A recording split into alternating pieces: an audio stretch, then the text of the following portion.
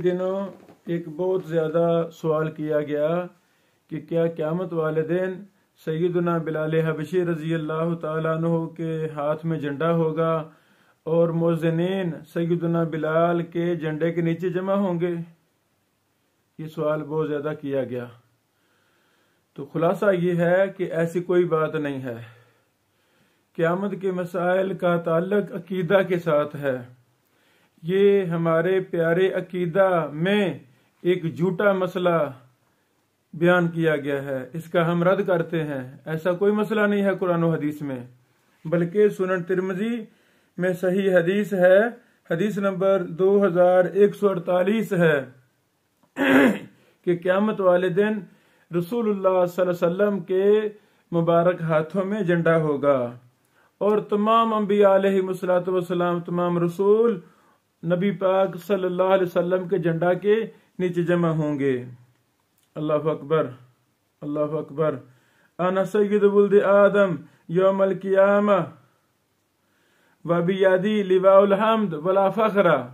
रसूलुल्लाह सल्लल्लाहु अलैहि वसल्लम ने फरमाया, मैं आदम की औलाद में से सरदार हूँ, सबसे अफजल हूँ।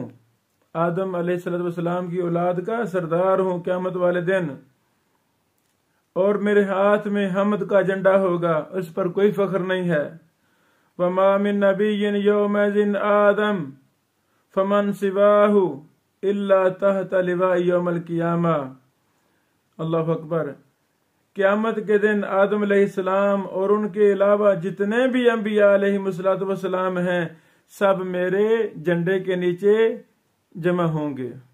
अल्लाहु अकबर। ये सही हदीस सुनन तिरमिज़ी हदीस नंबर 2148 है। यही हमारा ईमान है, यही हमारे अकीदे का मसला है कि क़यामत वाले दिन सिर्फ एक झंडा होगा और वो झंडा मुहम्मद रसूलुल्लाह सल्लल्लाहु अलैहि वसल्लम को अता किया जाएगा और तमाम अंबिया अलैहिमुस्सलातु वस्सलाम हमारे प्यारे पैगंबर सल्लल्लाहु अलैहि वसल्लम के झंडा के नीचे होंगे क़यामत वाले दिन।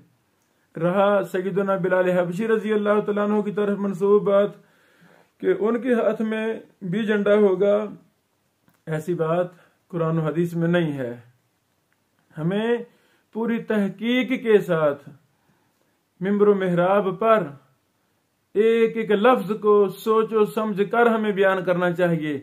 हमसे निकली हुई बात, मिंबर पर बयान की हुई बात लोगों का ईमान और अकीदा बन जाता है और लोग तहकीक भी नहीं करते। ये भी परेशानी है ना।